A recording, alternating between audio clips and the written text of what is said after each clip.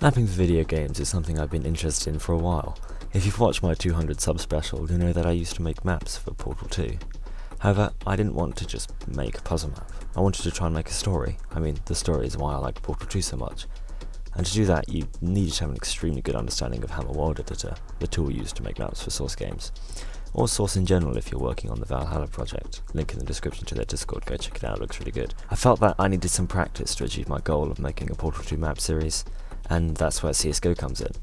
From what I could tell, it had an active mapping community, meaning I could practice the fundamentals of making a map, before trying to build my Portal series. I wanted to try mapping for CSGO, but I had one small problem.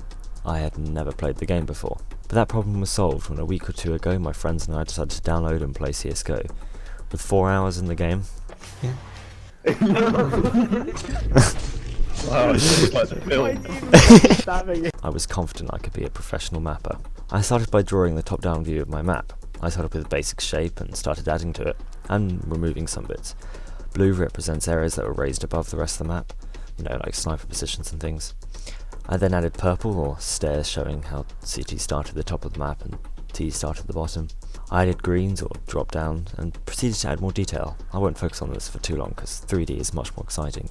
I then modelled the map and started raising certain bits. Fun fact, this was just before the source code leak. I was trying to think of things to add, as walls or something to help guide me for the general theme of the obstacles. I needed a theme, more importantly, a backstory.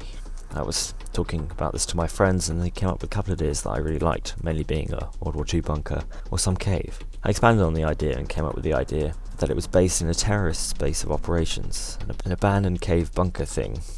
The CTs want to uncover and preserve as much as possible, however the Ts have realised that they are here and are going to try and blow up as much as they can so their operations aren't uncovered.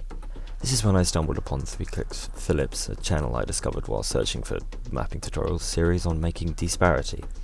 In this series he makes the map bit at a time and puts them together. I then realised how much slower making the whole map at once was. It's like a compiler versus an interpreter, if any of you do computer science. I needed to make the whole map and test it before I could make changes, instead of being able to make chunks of it and test as I go.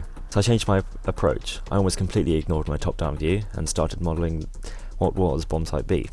I started with T-spawn and 2 ways they got there. I then added CT side of the map. I added CT spawn. I added the bomb site. Yes, I'm aware how overpowered that sniper spot was going to be. I then tested with bots and learned how CT sided this was. I was scared to make big changes and hope not to lose the main bits of my map, so I moved T-start up, hoping it would give the Ts the opportunity to kill the CTs before they could claim ownership of the site, as they could get there faster. Oh, and I also added the bomb site so it would become a diffuse game mode. My overall idea for this bomb site was that it would be fast but risky. The terrorists were meant to be able to get here quick, but going to be putting themselves at risk doing so. At this point I tested with humans. It was horrifically CT-sided. But good fun, and I can guarantee that all of our tests were 100% serious and practical. Well, they're both up there, again. No, the The is so good! Okay. Oh my god, you're lagging so much. Aim at 34. Ow. Oh, damn! Oh. Damn.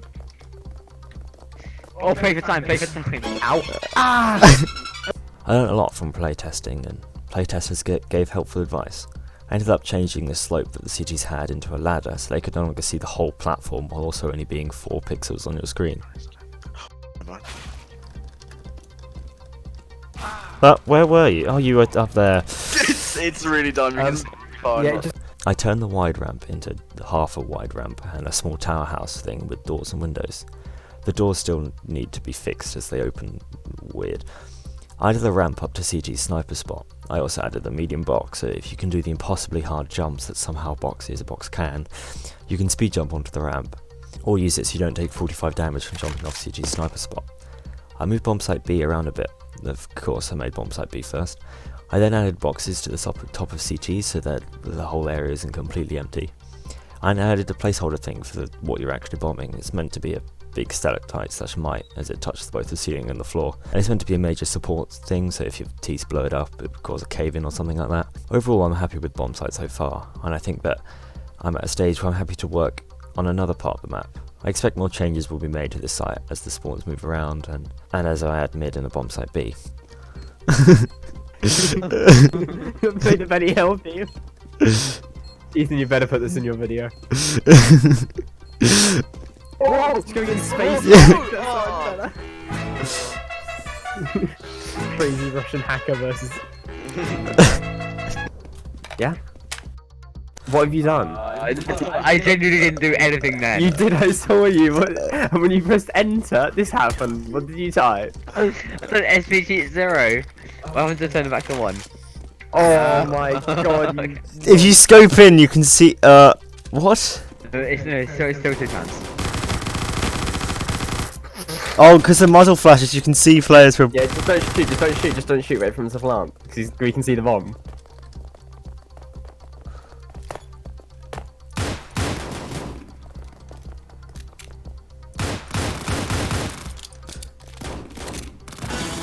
You know, you ran up right next to me when you were like hiding in the corner. I was just standing next to you. Why is it pitch black? I'm not keen. Oh, Ethan, what do you think? I'd like What do you to. think? I mean, it was good fun, but I'd like to actually test how actual weapons work. Help me, bullet! No!